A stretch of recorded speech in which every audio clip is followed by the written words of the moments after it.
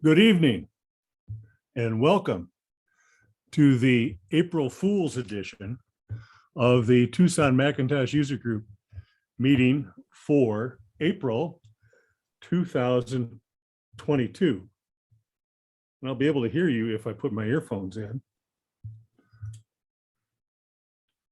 I'd like to welcome our sustaining members, new members, first-time guests, and all of the others.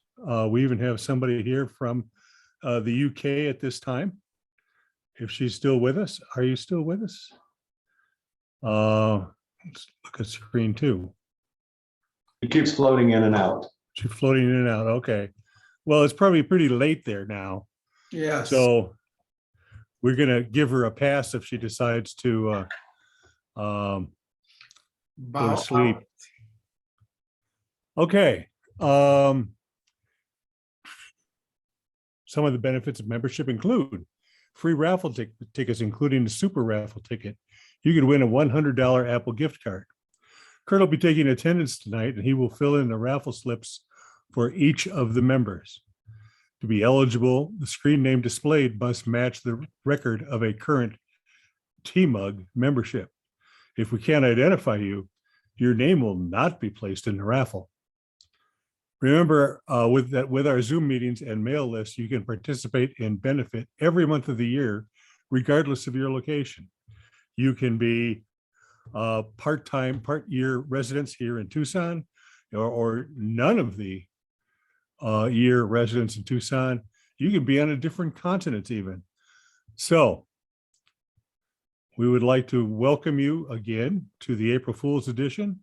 Next month, our meeting is on Tuesday, May 17th at this same virtual location. Next month, we will have an Ask Me Anything session hosted by Kevin. And during the main meeting, we'll be talking about dropping your landline, Cox Comcast bundles, Google Voice as an alternative with Roger Harmon. We will keep doing virtual meetings as this month. We're thinking about returning to in-person meetings at least occasionally, but due to the ongoing COVID crisis, there are no hard and fast plans at this time. If we can secure a venue with enough interest, we may have an extra meeting in May in person. By show of hands, and Kurt, you do the counting for me, would you be interested in meeting in person, perhaps on Saturday, May 14th, with location of Reed Park? See the chat window for a link to our new online presenter poll. Oh, that should be a different bullet point. Sorry about that. And there it is. Thank you, Bob Doms. Please click on that link and fill out the poll. It really does help us plan our meetings in the future. The new virtual raffle during our Zoom meetings last month, winner was Bob Eldred. Congratulations, Bob. The names of tonight's attendees will be collated into a numbered list and used to pick a winner for this month. Like the super raffle, to be eligible, the name displayed must match with the record of a current TMUG membership. Please sign up for our TMUG mail list and subscribe to the calendars. This puts the events right on your Max calendar automatically. We strongly recommend that every TMUG member subscribe to TMUG Announce and TMUG Talk calendars. Furthermore, we recommend setting your email delivery to single. That way, if there's a problem with a meeting link or some such, you'll get a message right away.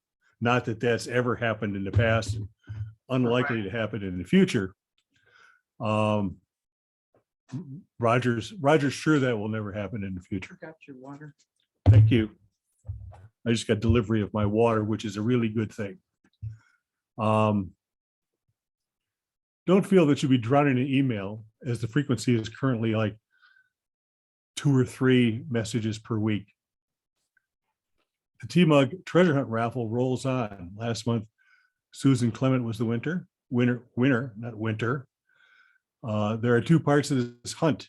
Part 1 is in a newsletter and part 2 is emailed to TMUG Talk subscribers. Combine the 2 parts as described in part 2 and email the answer to president@tmug.com. Join in the fun. It's easy. When registering for our groups at groups.io, please use the email address that is registered with TMUG. Last month, we had a SIG meeting, a special interest group meeting that we called TMUG AHAH Tucson Macintosh User Group Ad Hoc Apple Hardware Special Interest Group. And we had a nice conversation with about 10 or 12 people as to what they were thinking about buying, what they're planning to buy, what they have bought of new equipment. And I think we're going to continue with the SIGs. In fact, in May, we're going to have the TMUG HP SIG, Tucson Macintosh User Group Ad Hoc Apple Home Pod Special Interest Group. The date is May 6th, I believe. Is that right, Roger? And we're going to talk about Apple's iPod. I listened to the MacStock update today, and the MacStock will take, as of today, it's planned to have MacStock in Woodstock, Illinois on July 23rd and 24th. Yes, May 6th at 7 o'clock Mountain Standard Time for the Okay. HomePod SIG. And I presume that is 7 p.m. 7 p.m. Mountain Standard Time, minus Okay. 7 Zulu. Thank you, Deputy Roger. When with MacStock taking place in late July, it's likely to cause us to drop our July meeting, but that's one of our least attended meetings anyway. So be aware of that. Are there any other announcements, something that I forgot? Then we're going to roll on. Are there any? One thing I forgot to mention in the earlier meeting, Bob, I'm not sure if you're aware, but SetApp added PDF Pen Pro last week. Oh, PDF Pen Pro. Okay, I've got PDF Pen. Yeah, they changed the name to Nitro Pen Pro, but it's PDF Pen Pro, the latest version. Thank you very much, Kevin. I'll check into that because I use PDF Pen regularly through my SetApp subscription. And SetApp is for those of you who don't know, SetApp is a collection of apps where you subscribe to the collection, and you can use any of the about 200 or so apps as much as you want. And it's like $10 a month. And it's also based in Ukraine. And those people are doing a lot for their own people and other Ukrainians in this time of great need here in during the unpleasantness with Russia. Are there any for sales or wanted to buy items from the floor? Jerry? Just to back up a little bit, I'm checking on my online calendar here, and I thought I heard you say that the next SIG meeting was on 6 May, as in SIX, but that's a Friday on my calendar. Let me just verify when that is. Yep. It is on a Friday. Okay. All righty, thank you. And Roger is going to host the meeting, and our guest expert, Melissa, will be doing much of the answering, but that doesn't mean that Trying at least. if you attend and you know an answer, please speak up. If you have an iPod and you feel you're not getting as much use out of it, or how do I get other music services other than the subscription Apple Music to play through it, those are the kinds of things that you would want to bring those questions to the SIG meeting. So I haven't please, experimented with anything but Apple Music, so I wouldn't be able to help with that specifically. okay, I use Pandora instead of Apple Music and Ah, real easy to set up. good. okay. Well, Kevin, if you're there, maybe you can field those kinds of questions for us. And that's what this whole thing is about with the user group, is it all of us helping all the rest of us. Now, no matter how much you view yourself as a newbie and, oh, I don't know anything, there's very likely that you know something that somebody else in this grid of people over here doesn't know, and you can help them out. So bring your questions, your comments, and learn more about the HomePod. And if you don't own one now, maybe you'll want to buy one in a special color before the end of the meeting. So we are going to go on to our Apple News and Security update with Ridge. Ridge, are you Oh. ready to take the floor? Okay, Go right ahead. share screen.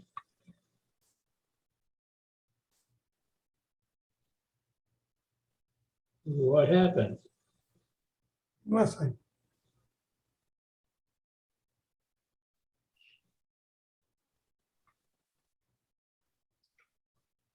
I see the top banner of your keynote, but I don't see any of the keynote. And it's right in the middle of the screen.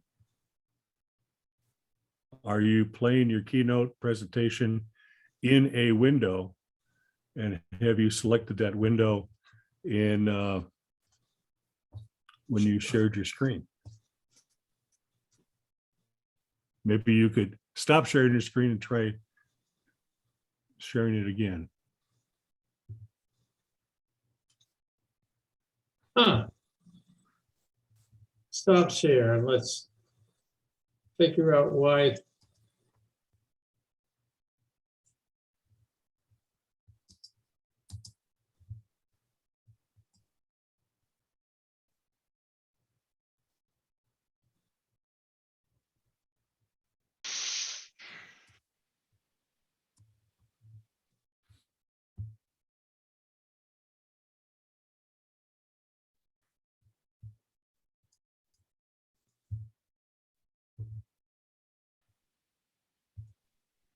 Okay, there's the keynote. And now I gotta figure out how to share the screen. Oh, there we go. Here we go. Share screen.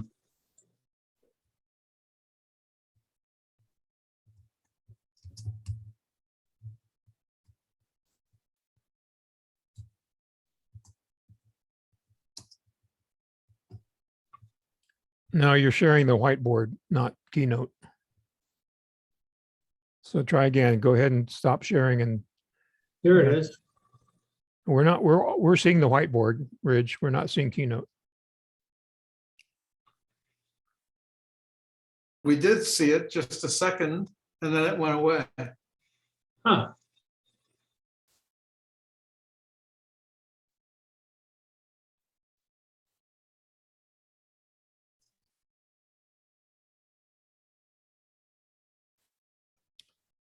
So maybe third time is the charm. So quit your screen share and try again.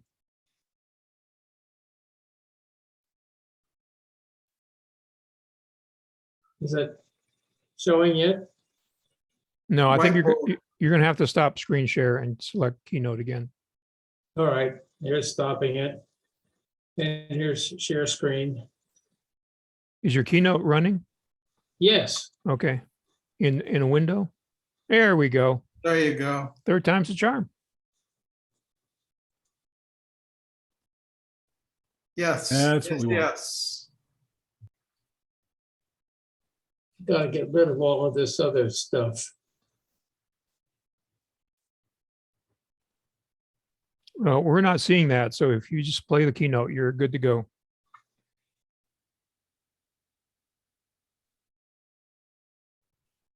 Looks good. Seeing it now? Yep, Looks good. Well, it's not working real well on my side, but however, I've got to get rid of all of this other crap that's holding up the screen. That's it? that works. Okay, well, we'll take a look at the software updates, and we've got some one password had 2 updates, and Carbon Copy Cloner. Firefox had 3 for the Mac and 2 for the iOS people. And Google Chrome for the Mac had 5, and for iOS it had 3. And if you use Pixelmator Pro graphic program, that had 3 updates, and it runs in Catalina or higher. And Microsoft Office got updated, 2 updates. Super Duper had an update as well as TechTool Pro. And if you're using VLC Media Player, it got updated. And currently Zoom is 5.1, 10.1 rather. And Apple released GarageBand, iOS update, iPad update, and then Watch and TV OS and the HomePod software. And their professional programs, Logic Pro and Big Sur got an update. Somebody saw an 11.6.6, and Monterey got an update. And there was a Studio Display firmware update. It runs, you got to have Monterey though to get it running. And also we had Safari for Big Sur and Catalina and iWork.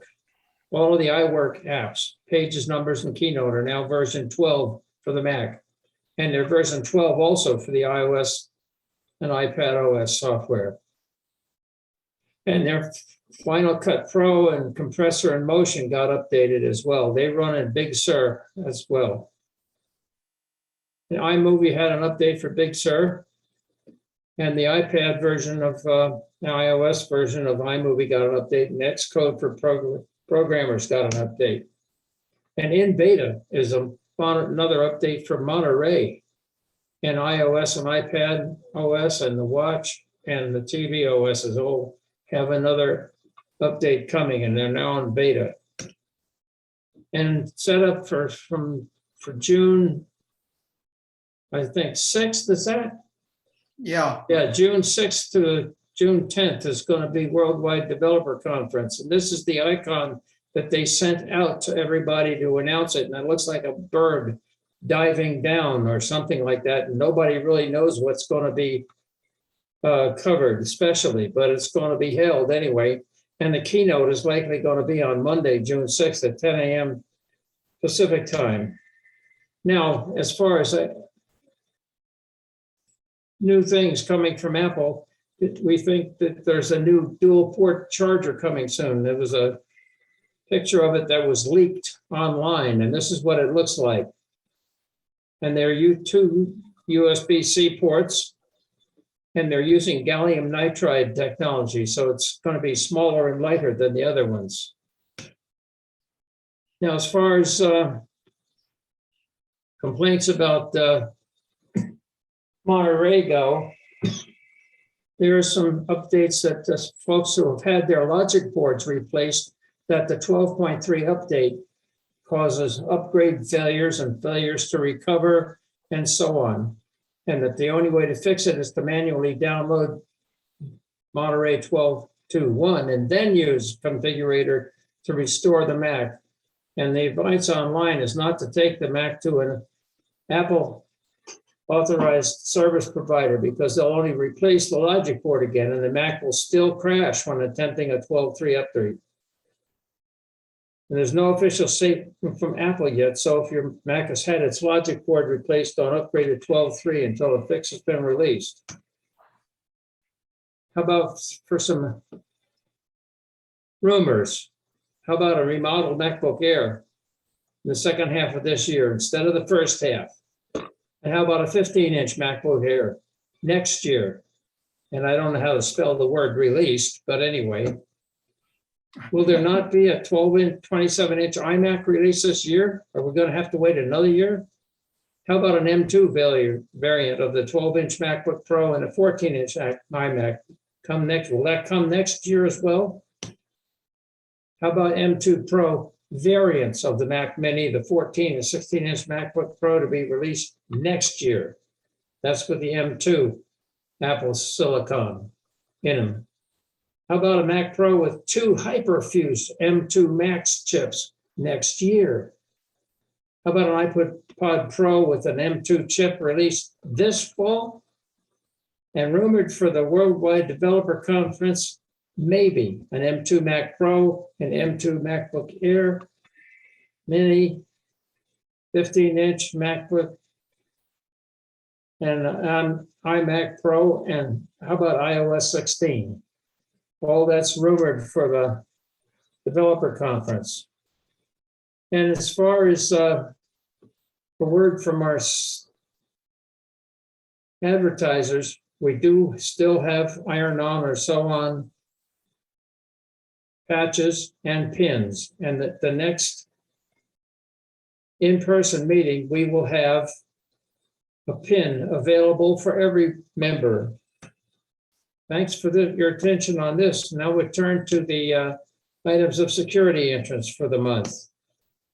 Adobe, Photoshop, Acrobat, Reader, and After Effects all got updates. And Google had Chrome updates for the Mac. Looks like 6 updates. And how about the iOS version? 4 updates. And Mozilla had Firefox 3 updates for the Mac and 1 for the iOS. All of these have had security fixes. And Microsoft had the 16.59 update with security fixes.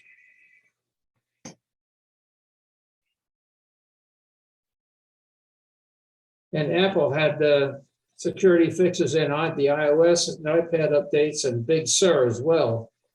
And the Monterey update had some security fixes in it, as well as the watch in its 2 updates had security fixes. And there was a security update for Catalina, the 3rd release this year. And also Xcode 13.3 had security fixes in it. As far as cybersecurity goes, the FBI took control of thousands of routers and firewall appliances away from Russian military hackers. And they did that by hacking the same infrastructure that Moscow's spies were using to communicate with the devices. There was an unsealed, redacted affidavit which described the unusual operation as a preemptive move to stop Russian hackers from mobilizing the compromised devices into a botnet, which is a network of hacked computers that can bombard other servers with road traffic. And they said, the US Attorney General said, fortunately, we were able to disrupt this botnet before it could be used. The targeted botnet was controlled through malware called Cyclops Blink. The agencies publicly attributed to Sandworm in February. And allegedly, one of the Russian military intelligence services hacking teams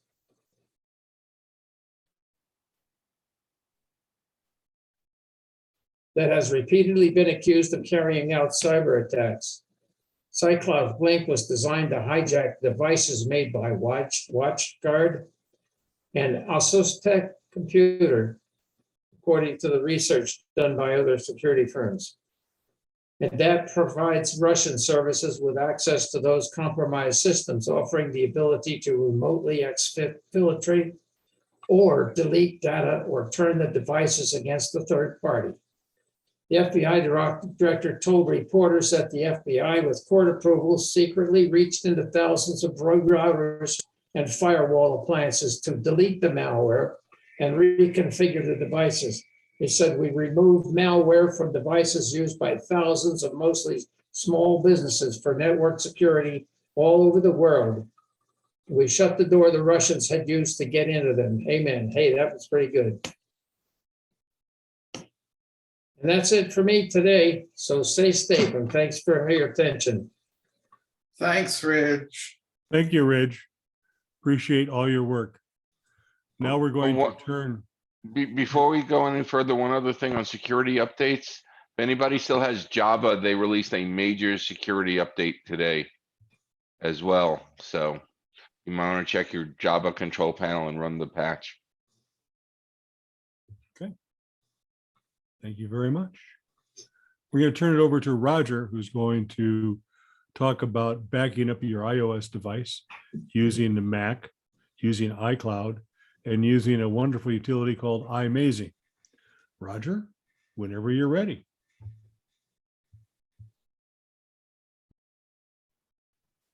Well, thank you, Bob.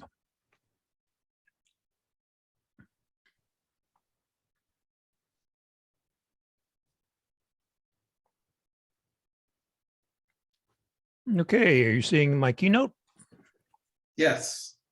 Okay, so we're going to talk about iOS backups today. And there's kind of three categories here: backing up with iTunes, backing up with the Finder, and using iMazing, a third-party backup utility. So you would use iTunes to back up your iOS devices. Of course, every time we say iOS devices, we're talking about iPhones, iPads, and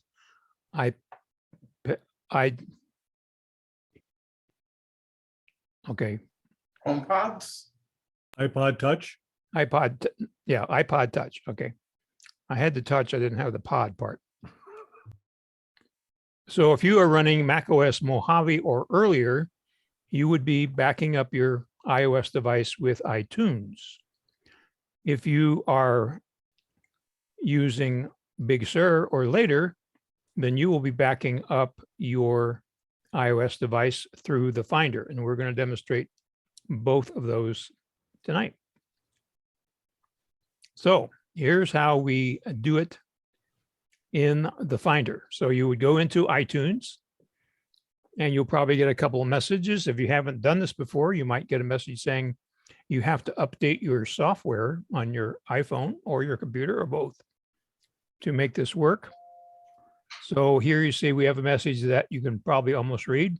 It says, do you want to allow this computer to access information? So you have to tell the Mac that you trust the iPhone, and you have to tell the iPhone that you trust the Mac.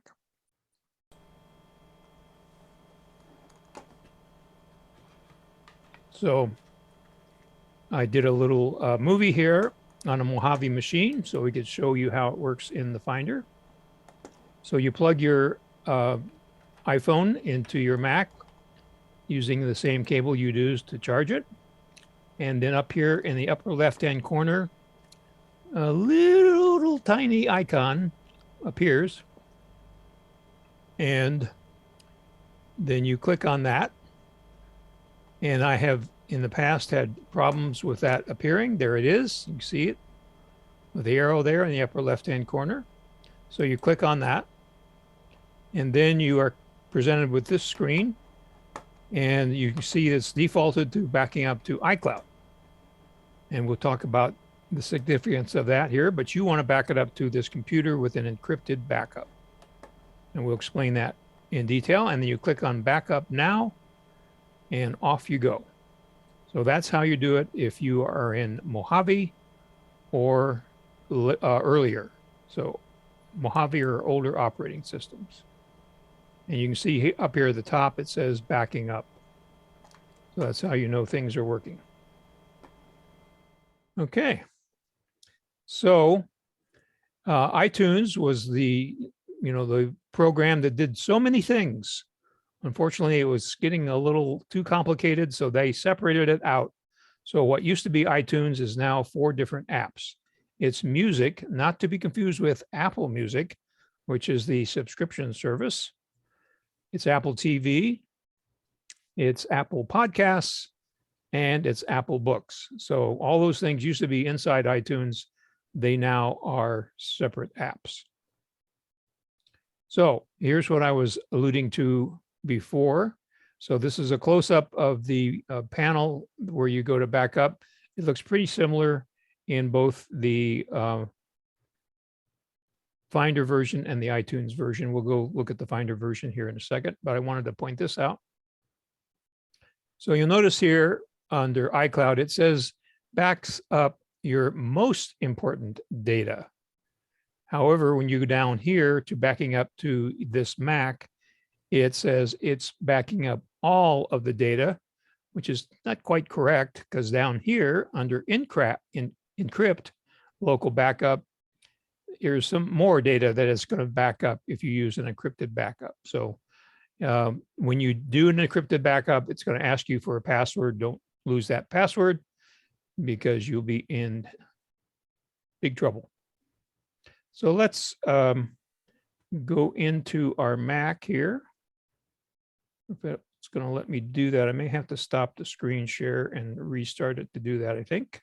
So we're going to stop sharing. We're going to go into the Finder. There we go. And we're going to share again into the Finder. And there we go. Okay, you should see my Finder. Yep. And so we have to plug in our iPhone. So plugging in iPhone.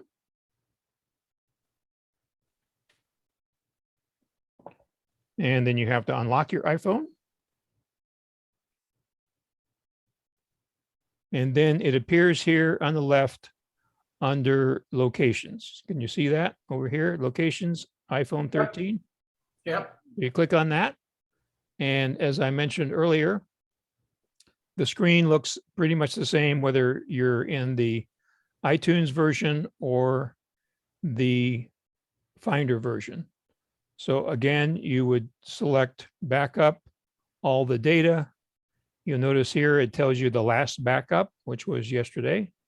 And we have checked encrypted local backup because we want to get all of our information, including passwords and other personal data.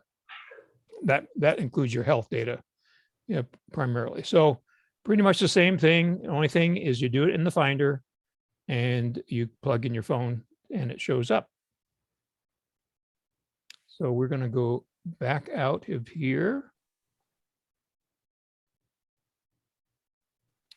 And back into Keynote. Okay. So as again, this pages are similar once you get into the actual backup page. So what is this thing called iMazing? Well, it's a program that's written by a company called DigiDNA, located in Geneva, Switzerland, and they've been writing Apple-related software since 2008. So they pretty much have some experience and they seem to be know what they're doing. You can use iMazing either over Wi-Fi or a hardwire USB connection. And they have a nice blog that you might want to look at. They comment on things that are coming out and talk about compatibility. So I found a couple interesting articles there. So iMazing has some nice features. It never will overwrite your iOS backup. So it's basically giving you versions. So you can go back to an earlier version. It also is done locally, so you're not paying for cloud storage. So if you're getting that little notice saying you don't have enough iCloud storage, this is one way that you can pay once, and we'll talk about the pricing here in a minute, and store your things locally and not have to worry about iCloud. So it acts kind of like an iOS time machine because of this versioning, so that you can go back into previous backups. You don't have to use the most current one. So again, it will store a lot of backups because it's optimized to save space on your hard drive, or you can also back up to an external drive so you can save space on your main machine.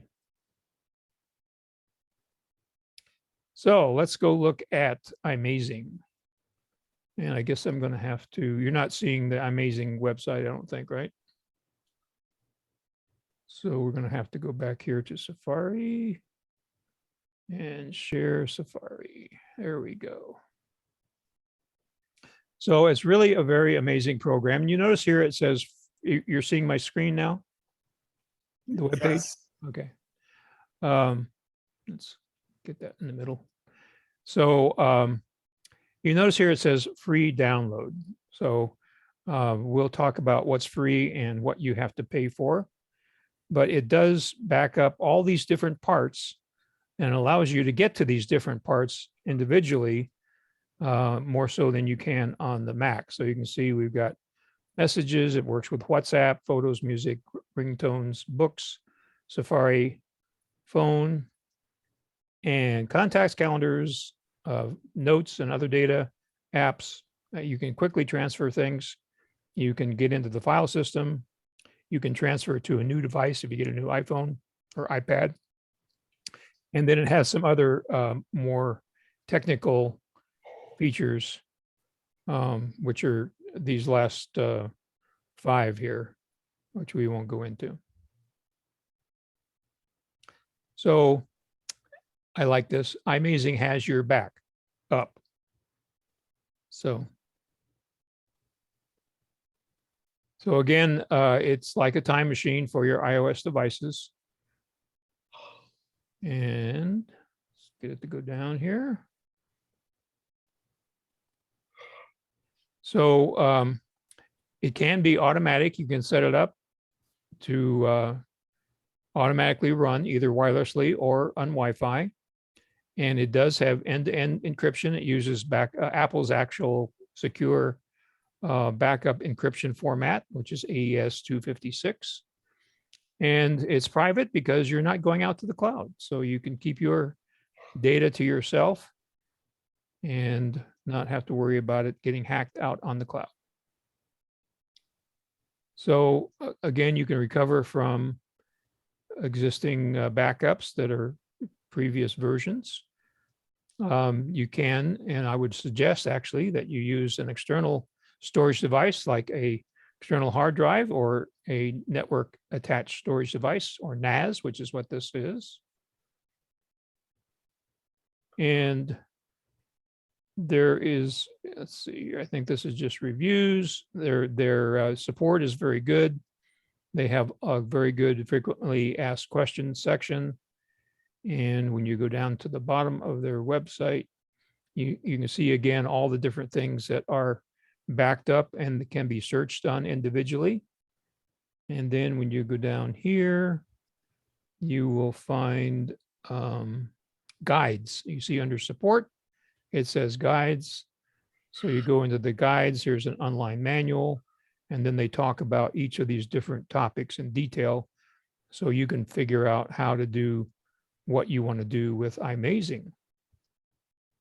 So it's very well laid out. And you can also contact their support. So let's go back to Keynote here.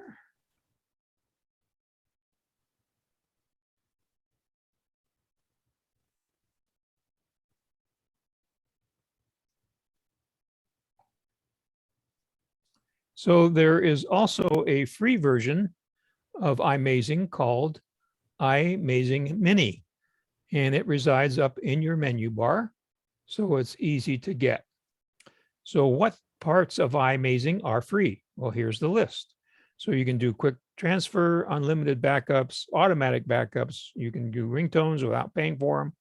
You can look at your battery diagnostics, any profiles that you may have set up. You can erase devices. You can, again, browse the contents of all these different categories. And then you can have, you can look at the console if you're a real techie. You can get information on the device. And they also put out a free program to detect the Pegasus spyware. So I thought that was very good of them to make that available. And of course, most of us were not affected by Pegasus unless we were a spy or a diplomat or a investigative reporter or something. So how much does it cost? Well, for one Apple mobile device, it's a one-time purchase of $34.99. If you have 3 Apple devices, I think it is $49.99 for a one-time purchase. The alternative is you can get unlimited devices, but then it switches to a subscription. So you can have as many devices as you want, and it's $44.99 a year. And you can also put it on 2 computers, including a PC. So it's pretty, when you compare it to the cost of iCloud storage, when you're getting up into the place where many people are getting to where their next choice is the 2 terabyte for $10 a month from iCloud, then this is a pretty good deal. And that is my presentation. Thanks, Roger. Thank you, Roger. Are there any questions for Roger or about backing up your iOS devices? And Yes, remember, I have a question. go ahead, Susan. What do you mean by data on these devices? I have apps, but I don't have data. All my data is on my Mac. Okay, good question, Susan. So some of those apps do create data files. And because they've tried to make the iPhone and iPad user-friendly, you don't actually see them. But there is data there on your iPhone and your iPad. So what would I be losing if I didn't back up my iPad and my iPhone? Kevin, you have a good The alternate? ability to restore it if you accidentally lose it or have to replace it. Yeah, but I was thinking And of an app that would be if- keeping data. Messages, your phone app, like for example, your call logs and all that are stored on your phone. Voicemail is stored on your visual voicemail is stored on your phone. Messages, if you have iCloud, you could download them again, but even those are stored on your phone. There's a lot of stuff. And if you back up to the cloud, only your preferences, important data, and pointers to your apps are stored. If you have an old app, one of the biggest things is if you have an old app on your Mac or on your iPhone and you don't back it up locally, you may not be able to get that app back if Apple decides to no longer support it. Mm, What about? So what about far, for pages or numbers? Would those be data? Yes, Right. So same thing. when you save to iCloud from any of the Apple apps, Pages, Numbers, Keynote, when you save it to iCloud, then you can get to it in the Files app on your iOS device. But if you've saved it on the iPad, you need to back it up, don't you? Yes. Well, when you save it on the iPad, then it saves to iCloud. Both places? No, not true. You can save it locally, which you access via the Files app, or you could save it to iCloud. Right. You have a And choice. a lot of apps give you that option to save to iCloud or save to your iPad. And depending on how much storage you have on your iOS device, will decide on where you want to store it. If you go into your iPhone and you go to settings and you tap on your name at the top, it gives you a list. And then if you tap on iCloud, you can see the whole list of all the things that are backed up in iCloud. So if you weren't backing it up, you would lose access to all of these things. All of these apps are synchronizing this data to iCloud. This is where the data is. So individual little files, settings, if you, like they were saying, if you lost your phone, you'd have to start all over again. Yeah, also Rogers, is iMazing Mini still available? I thought they disabled that and made it part of iMazing. So now. the iMazing Mini, I did check on that today because it wasn't very clear. So basically, the way it works is you download iMazing. It's in version 2. Version 3, they have alluded to, so version 3 is in the works. And then you just don't register it, and you get those features that I pointed out for free. But if you want more advanced features, then you have to pay for it. And one recommendation, I use iMazing a lot, and since I have multiple devices and I back up Sue's device, I recommend, one of the things that iMazing does is allow you to select where you're gonna back up your file. So if you're gonna back it up to an external device, set a separate folder for each device.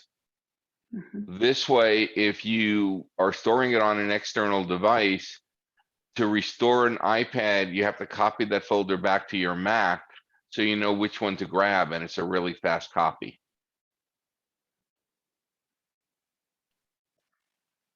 Good point.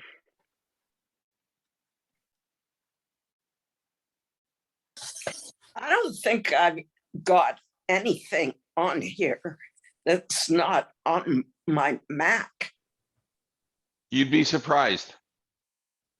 Is it If on if your you Mac lost your because it's if synced you to lost your iCloud? iPhone and had to buy a brand new one and had to set everything up from scratch, you're gonna say, damn, I wish I had a backup. There's a lot of stuff that's hidden behind the scenes.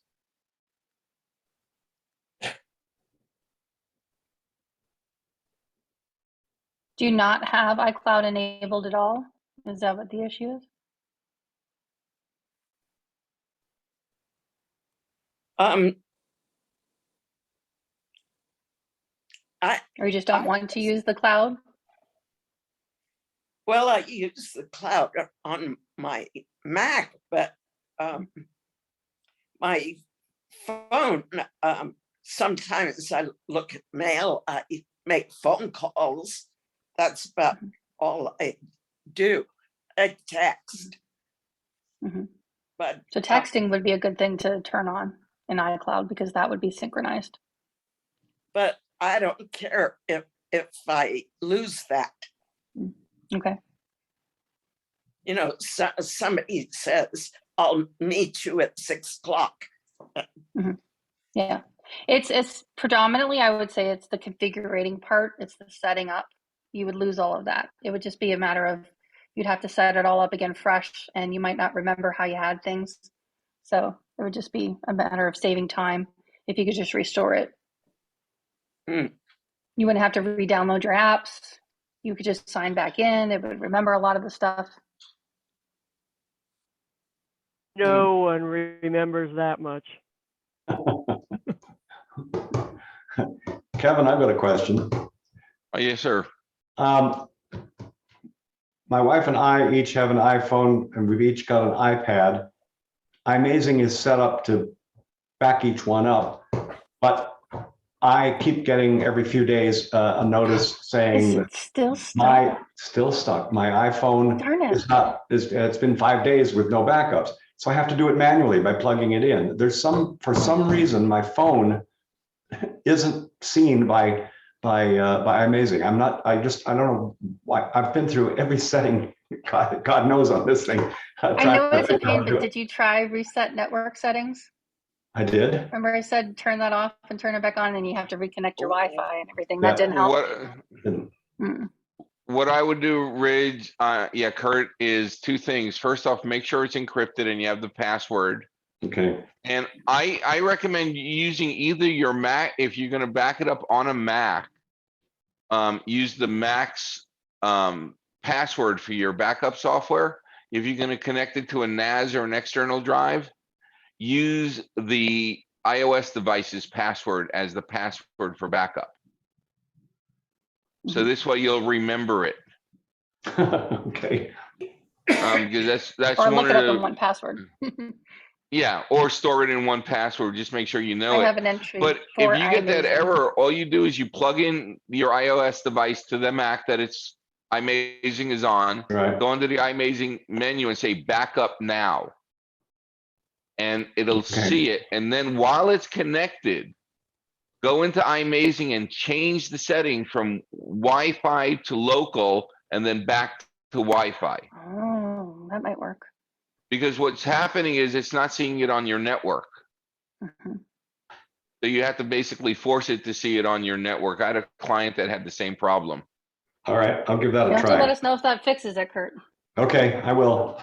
Yeah, Stay and also, tuned. Kurt, make sure you're using separate folders for your backups for every device, Okay, so that you know which one is which. It's so much easier to troubleshoot that way as well. okay, yeah, I'll have to Because check that otherwise you have to too. look up the UUID and that can be messy. Yeah, Yeah. okay. I'm going to try that next time I have that problem because I've seen that before. Yeah, I'll stay tuned. I'll let you know. I just love Kurt's background. That is Yeah. just the coolest thing. I like the EE proms. I don't know what they say on there.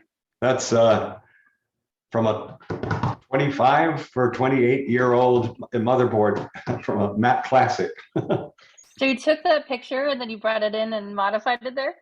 Well, I put one of our those pins Yeah, the patch. Yeah, on yeah. it. You know, Yeah. and I love it. I love it. But this is a 25-year-old Mac that you had at one time? Yeah. That is so cool.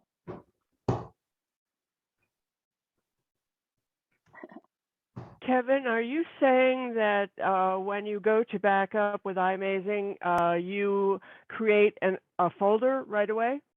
Yeah, what I do is I back up, I have a network drive and I have a solid state drive plugged into that.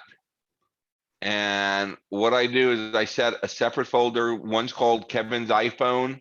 One's called Kevin's iPad. The other's called Sue's iPhone. Another one is called Sue's iPad. And I point the backup for each device to the corresponding folder.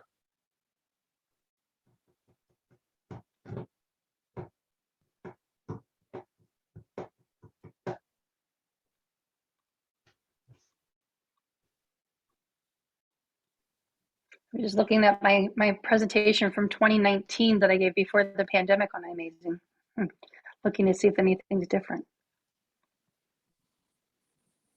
I think I used to have iMazing and it interfered with the way my computer worked and I had to take it off. It shouldn't. I used to have Diskade, then I switched up to iMazing. So Might be worth trying it again, Doriana. mhm. The other thing too is that if it does act up, you might try taking it off and reinstalling it. I hate having to do that, but sometimes it's the only thing that works. It was several years ago. So maybe Yeah, it would work they now. they work on iMazing, I swear, almost hourly, and I've seen weeks go by where I have 2 or 3 updates from them, and so anything that happened years ago is probably obsolete at this point. So you might try and get some new data by trying it again. Okay, thank you. One other point is that they often have their products on sale. They definitely do a Black Friday sale, but also when you see these emails on these bundles of apps, many times you'll see iMazing in there. So keep an eye out if you Yeah. want to get a better deal.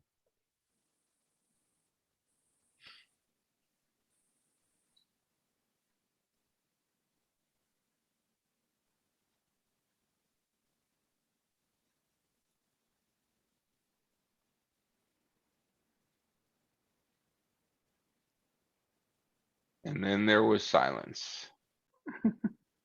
I'm trying to be good and mute myself when I'm not speaking. And we would like everybody to do that. But you got to remember to unmute yourself, and I forgot. Okay. You're being too good, Bob. Roger, there's a question in the chat. for you about backing up using iTunes.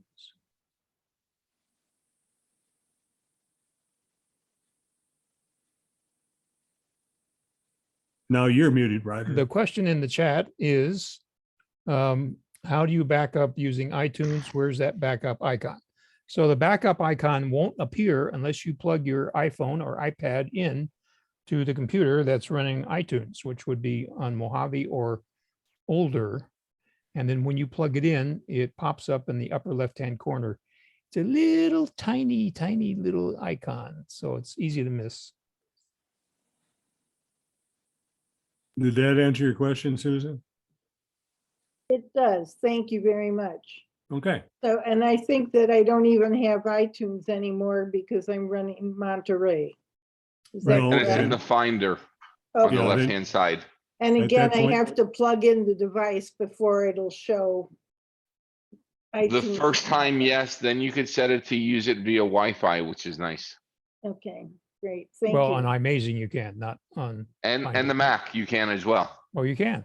Okay. Yeah, if you scroll down to the bottom in the Finder, there's a box that says, hold on a second, let me get a folder open.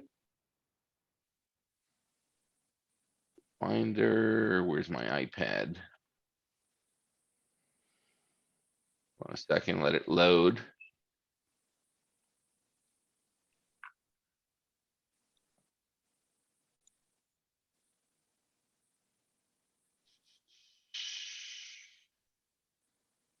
There it goes.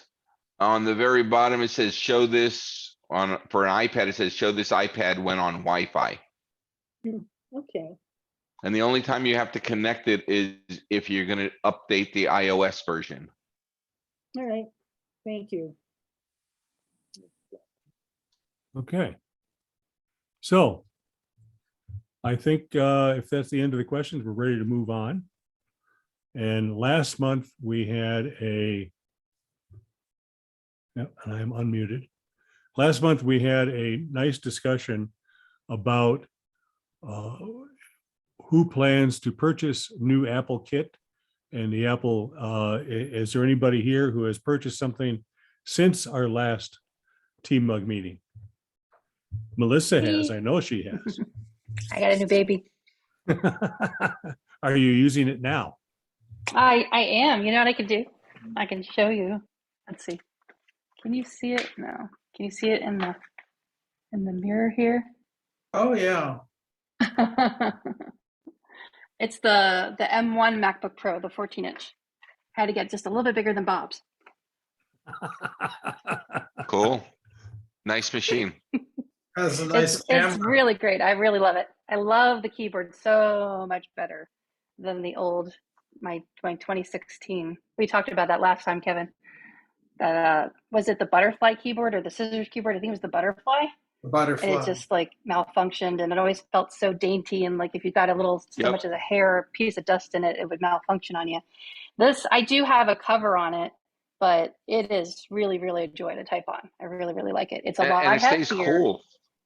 Yeah, yeah. I haven't heard fans go or anything. It's just been, I had to do a memorial last week on it, and it just handled everything I threw at it. It was really, really great. I was really happy with it. You I get don't the even have M1 it like Pro or the fully Max? completely set up. What's that? Did you get the M1 Pro or the M1 Max? The Pro. Yeah, this is plenty for my needs for Oh, yeah. quite a while. Yeah, I didn't need the Max. Oh, it's not a need, it's a want. Right, yeah, well, It's like an Ultra. Nobody needs it. my wallet didn't want to lose Yeah. for it, so. I don't know, Kevin. There's probably 300 or 400 people in the world who need an Ultra. Sure, I need one just as much as I need your credit card to pay for it. Yeah, exactly. Yeah. With 3% cash back. Yeah, you can even keep the cash back, Bob. Gee, thanks, I Kevin. think if I remember correctly, I used the Apple card, and I want to say I got like $67 back or something cash back. That was pretty sweet. Goes towards the tax. It's still better if you could order and get it tax free. Well, yeah, but I Okay. really like it. How are you liking yours, Bob?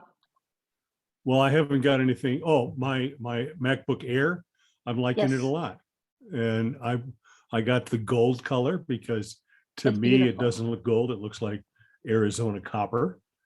And I'm really pleased with it. Okay, so I imagine that pretty much everybody here has friends, relatives, and neighbors who ask them for buying advice for Apple Kit. Some of us might have that happen occasionally. Some of us might have that happen, weekly or even more. What I wanted everybody to know that there is a new website which helps you or the people that are asking you to pick the right device for them. It's called applebuyingadvice.com. It does what it says on the tin. And I want to show you a little bit about the site. I have a quick keynote. Let's see. God, I got a bunch of stuff open right now. Okay, here it is. And hopefully you can see my keynote presentation. Okay. It's called Apple Buying Advice. Pretty straightforward name. It's advice for the rest of us. If somebody asks you to, gee, what should I buy? You can send them here. It may not be what you want to buy. It may not be even what you would advise those people to buy. But if it's wrong, then they can blame this website and not you. It is applebuyingadvice.com. The website and the advice are by Josh Sinters. It's pronounced Center. It's written Centers, but it's pronounced Sinters. Here's a picture of the guy, and he's been around Bob, quite a while. You have to hit play. I am playing. Oh, well, we're not seeing it. Okay, let me go back. There we are. You've seen it now? Well, it's You still see not Josh's playing. picture? We're still not in play on our end. We're seeing his It's in picture. presentation mode. You're on the next slide, but you're not in play. We're seeing the Did you see thumbnails. that I see coming the in? timer though. We're seeing the thumbnails on the left. It's probably not showing your second display. This is on my primary display. I I think we're will seeing your presentation. stop sharing and It's start always sharing hiding under again. one of those menus. There. No, we're still not in play. Yeah, we can see you clicking the play button, but it doesn't go into play mode. It still just shows the individual slides for your It presentation. says your screen sharing is paused. We can see it though, Bob, no problem. Yeah, you can just click the slides on the side. But if you wanted it to be in, there we go. There we go. What did you do? Write that down. Okay, what I did is I started play before I started Yeah, sharing. I think that's I a think secret. Yeah, that might be the key. I remember you did that last time, but you didn't write it down. So you have to write it down this time. Well, that's because I can remember stuff, Well, maybe. anyway, it's recorded, right? So Yeah. go back to this marker. Here's 806. here's some of the things that Josh has done. He's a managing editor for Tidbits. He's authored several books. He's writing for or appearing on all of these places on the internet. And so I wanted to show you a few screenshots from the website and to give you an idea of how it works. And everybody should be seeing iPhone advice. Okay. Here's his advice on what to buy for an iPhone. Now, this may not be the right choice for you, but it's probably the right choice for someone who is starting out and doesn't know what to buy. And if you were to click on any of these orange banners here, it would take you to more information on the iPhone guide. And the nice thing is he also gives you advice about how to keep your iPhone safe. What's the right case? And he has said that you don't need a screen protector. I don't know that I agree with that. I put a screen protector on and I'm happy to have it. And here is his Mac advice. He's not advising anyone to buy the current Mac Studio Apple Macs because they're still so new. But his advice is the MacBook Air. And he's also recommending an external drive for Time Machine backups. And that was released in November of 2020. And he has, again, down here, a guide to help you go deeper in that. And he has advice for desktop Macs and iPad advice. So all of this stuff is here, and it is deeper than we're showing here, but it's a good place for someone who doesn't know what they want to do to start, a good starting point. And you could say, well, you know, Uncle Joe, go here and look at the advice that Josh Sinters is giving us. And if you have questions after that, get in touch with me. And we will see if if we agree with that, or if we should do something else. Even about the Apple TV or a Roku. So advice, we all get advice.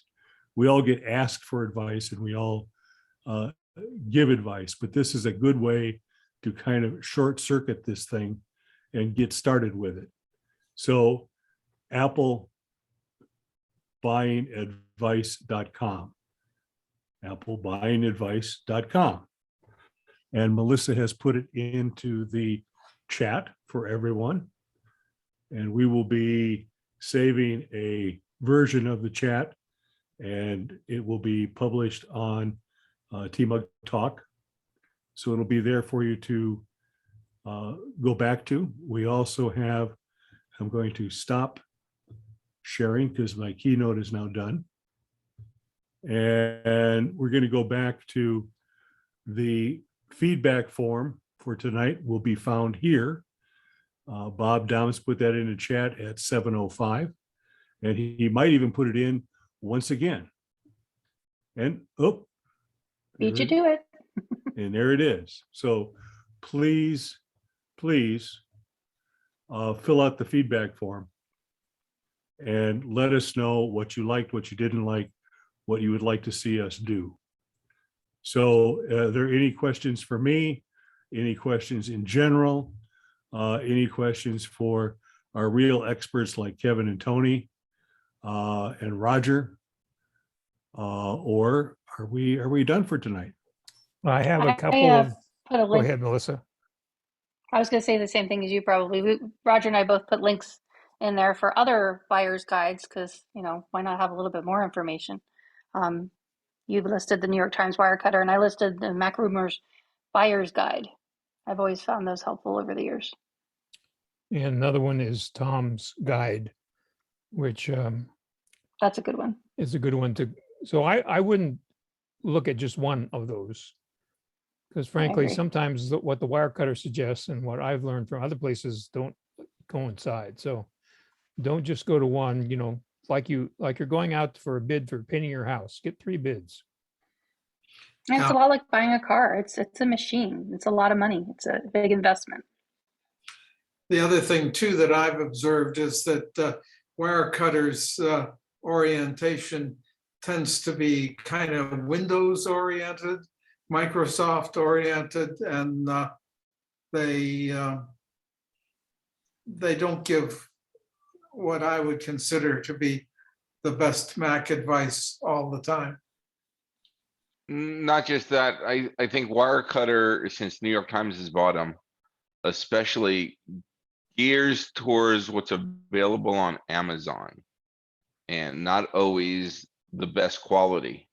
If you're looking for stuff that's better quality than what they recommend, they don't even test the high-end stuff. Or the medium end stuff, I should say. What I've always appreciated about Mac Rumors is they're very geared towards, in my opinion, price. If you're on a budget and you're trying to see what you want to afford and maybe you don't need the latest and greatest thing, they'll do comparisons. Like right now they have a comparison, you know, the iPhone SE versus the iPhone 11 or the iPad Air versus the iPad Pro. They'll do like a comparison between two Apple devices. They're literally comparing apples to apples. And I just have always found that really helpful over the years. And they've been doing it for a really long time. Yeah. That's an understatement. They let you know what's upcoming. It's almost a little bit like the stock market in a way, if you want to look at it that way. Wait, hold on this, or go buy this. It was just released, or this is like mid-cycle, so maybe you want to consider.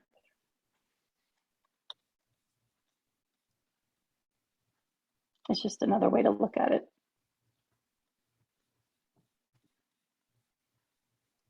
And we love a good deal. And I did check the very first store right up until the very last time before I was ready to press the button, Bob. They just didn't have them in the refurb yet for the 14 inches. So go check now. They're probably there because I bought one.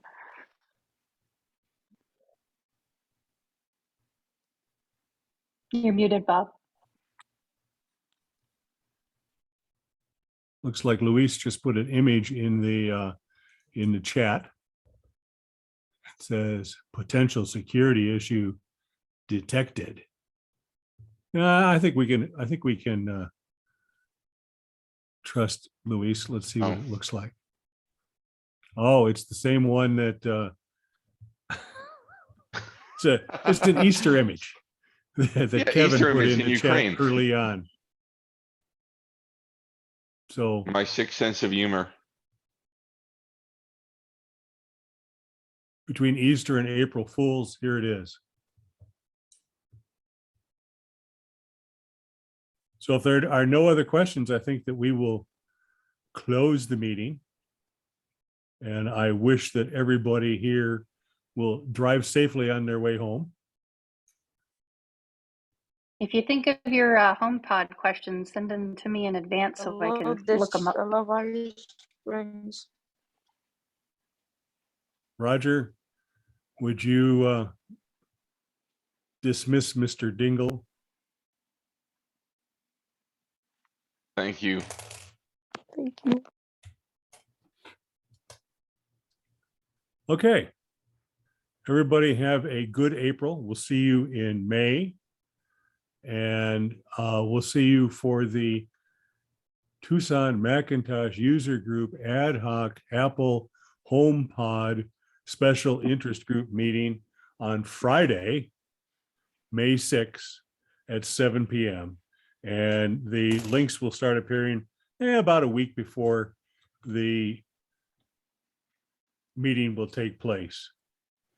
So put your questions in the groups.io. Yeah. Do we have a hashtag for that? I don't think we have a hashtag for HomePod Mini or HomePod Mini, or we could have a hashtag for special interest group. Yeah, or just HomePod. Or just HomePod. So I'm going to save the chat now and show it in the Finder because I'm not sure where it puts stuff. And so we will have that for us later on, thanks to Susan, who has taken on a job of refining the chat into something that makes a little more sense when you read it later. Thank you, So, Susan. Thanks, Susan. Yeah, thank you, Susan, for your help here. And we will see you in a month. So Yay. good night, everybody. Cheerio. Bye. Happy spring.